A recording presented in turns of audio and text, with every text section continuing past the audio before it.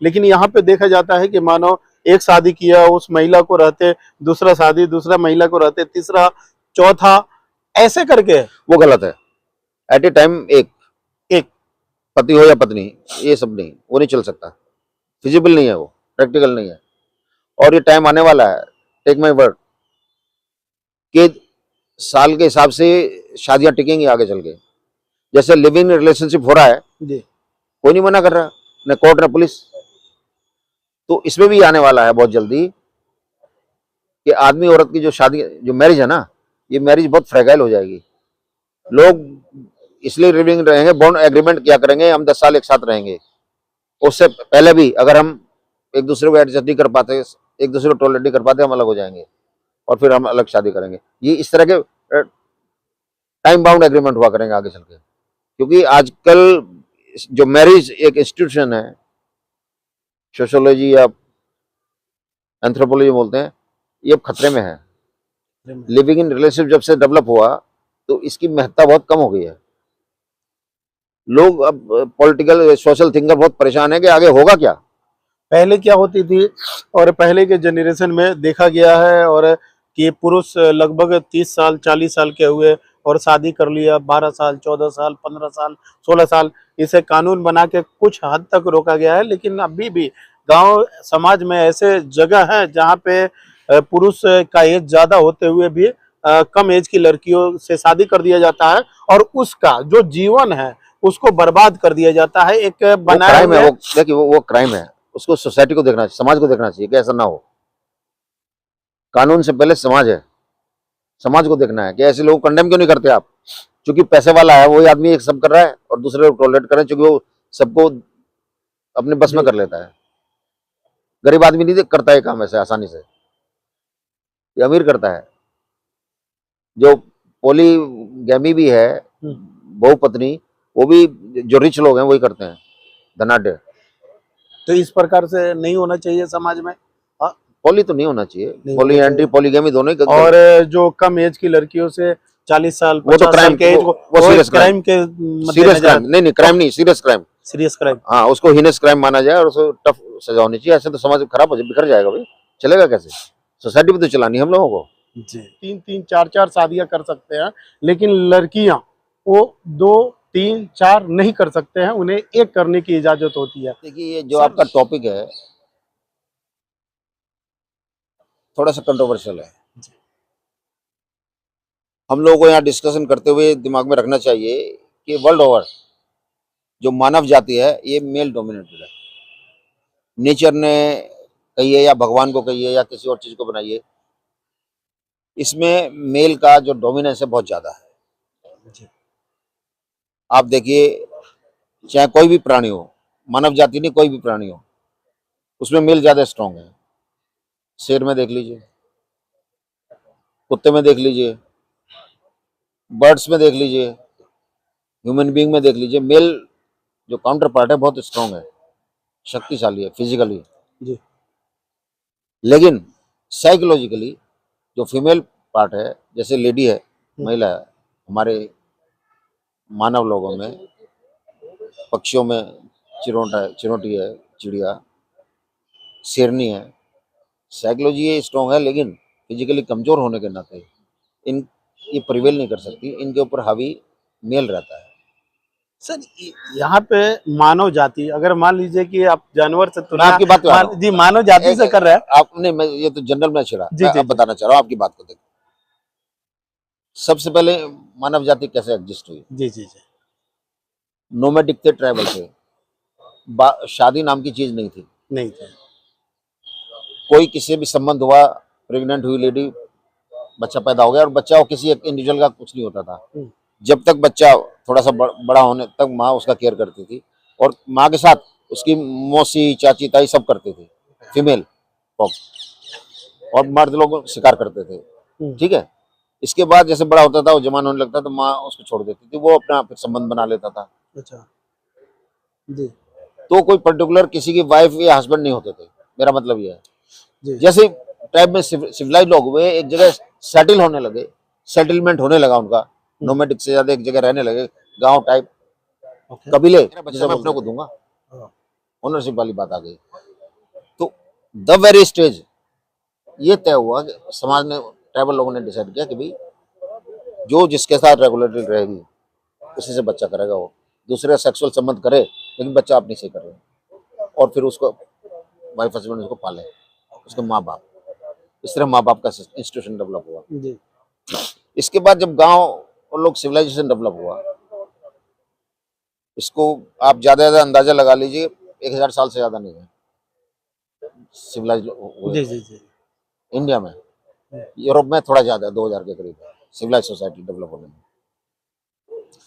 उस time property rights, दूसरा पॉजेसिवनेस कि भाई आदमी जवान है तो उसे रेगुलर प्यार मिलता रहना चाहिए, प्यार कहूंगा इसको, सेक्स को जी जी प्यार जी मिलता रहे। तो इसके लिए इंस्टीट्यूशन डेवलप हुआ कि शादी करो।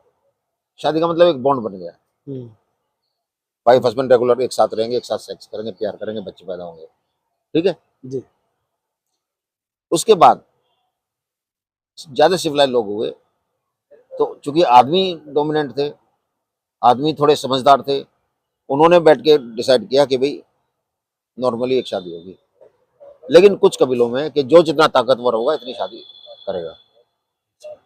ताकत का सवाल जहां तक महिलाओं में, वो तो हो नहीं सका वहां भी, तो वहां ऐसी चीज नहीं है। जो कबीलों का सरदार था वो अनलिमिटेड शादियां करता था ट्राइबल में, जी जी जितनी मर्जी कर ले, उसे कोई रोक टोक करने, दूसरे के लिए वो रेगुलेट रूल बनाता था, क्योंकि वो ताकतवर है इसलिए, वरना मेल मेल भी तो बराबर ही हो सकते थे। जी जी नहीं, उसने उसमें भी क्लास किया कि मैं जो मर्जी करूं लेकिन तुम लोग ऐसा करो।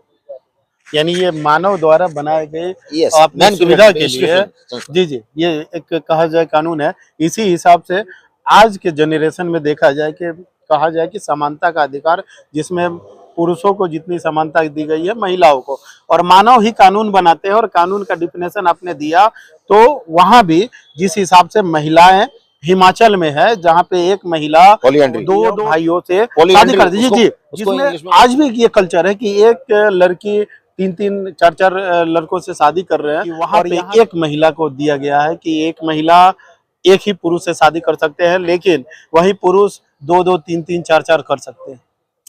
मैं उसी बात को आगे बढ़ा रहा हूँ आपको डिस्कशन में, कि सोसाइटी में चूंकि मेल डोमिनेंस रहा तो ये रूल बन गए। जी अब ये जो डिबेट है, मैं बता रहा हूँ, इस डिबेट को ज्यादा नहीं चला सकते आप, क्योंकि मेल डोमिनेंस है और लोग कहेंगे तुम्हें कंडेम करेंगे, हमें कंडेम करेंगे, क्या बेवकूफी की बात करें, आप महिलाओं को इतना अधिकार क्यों दे रहे हो। वर्ल्ड ओवर कहीं भी लेडी ने भी कोई आवाज किसी संगठन ने नहीं उठाई कि मैं भी अधिकार दी जाए पॉलीएंड्री के, कोई मैंने नहीं देखा। अगर आपने सुना हो, देखा हो तो मुझे बताइए, कई महिलाओं कोई संगठन ऐसे तैयार नहीं है, क्योंकि वहां भी उनको भावना है इनसिक्योरिटी की कि अगर ऐसा करेंगे तो वो इनसिक्योर हो जाएंगी। अभी एक से बंधी हुई है तो उससे अधिकार ले रही है वो,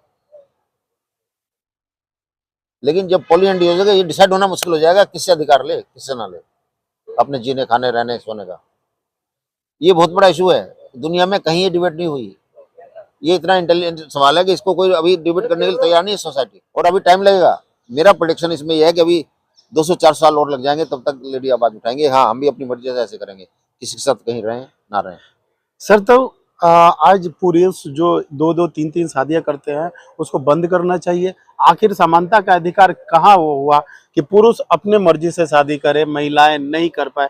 तो समानता का अधिकार में हुआ कि दोनों बराबर रहे, एक ही शादी करे, चाहे पुरुष या महिला। देखिए ऐसा है, कोई भी अधिकार अनरेगुलेटेड नहीं हो सकता, अनरेस्ट्रिक्टेड नहीं हो सकता। जहां तक आप समानता करें, समानता भी सब्जेक्ट टू पीस, शांति बनी रहे समाज में। जी अगर समाज में शांति नहीं होगी, समानता का अधिकार से क्या करेंगे महिलाएं, मुझे बताइए। एक बहुत बड़ा इशू है ये। पहले समानता से पहले ये शांति तो हो।